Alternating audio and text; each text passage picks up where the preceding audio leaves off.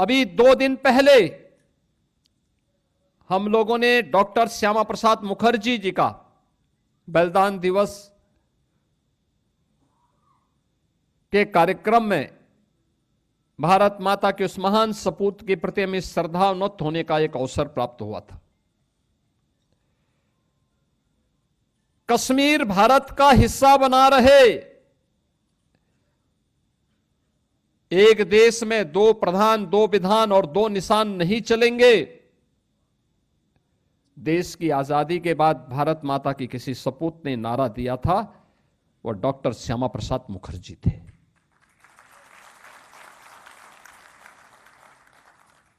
जब देश एक संविधान 1950 में लागू करता है, एक संविधान के तहत पूरे देश को एकता के सूत्र में बांधने के एक संकल्प के साथ उसको लागू करता है, तो फिर कश्मीर के लिए पृथक व्यवस्था क्यों?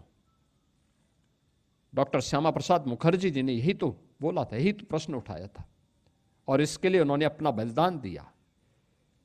कश्मीर में धारा 370 लागू करने का पाप ये कांग्रेस की सरकार का पाप है।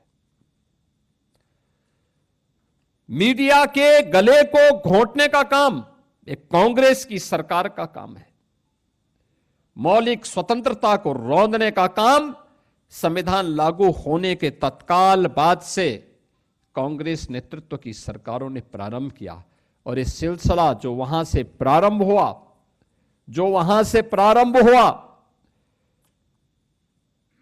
1952 रहा हो,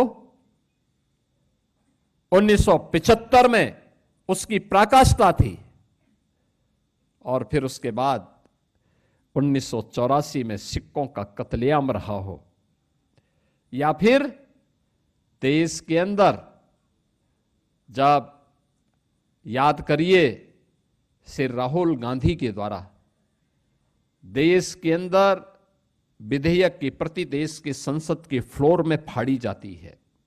ये सभी कृत्य अलोकतांत्रिक हैं, संविधान का अपमान करने वाले हैं, भारत के महान स्वतंत्रता संग्राम सेनानियों की भावनाओं के विरुद्ध आचरण करने वाले हैं, और इस कृत्य के साथ कांग्रेस का इतिहास जुड़ता हुआ दिखाई देता है।